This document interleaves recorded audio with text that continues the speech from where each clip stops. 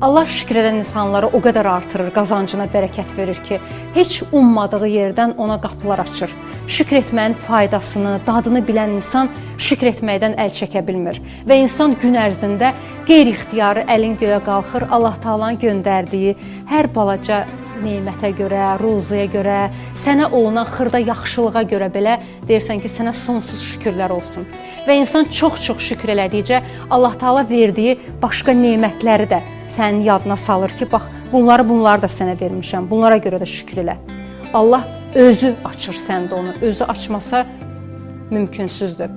Allah Taala bax o ilahi icazəni hər kəsə nəsib eləsin. İlahi icazə mütləqdir. Siz elə bilirsiniz, biz öz başına əlimizi göyə qaldırıb şükür eləyirik. Biz öz başına oturub Allahla danışırıq. Allah icazə verməsə, biz Allahın adını belə dilimizə gətirə bilmərik. Elə insanlar var ki, Allah Taala bilirsiniz onlara nələr verib. Amma bir dənə əlin göyə qaldırıb şükür eləyə bilmir. Çünki o icazə hələ o insana verilməyib.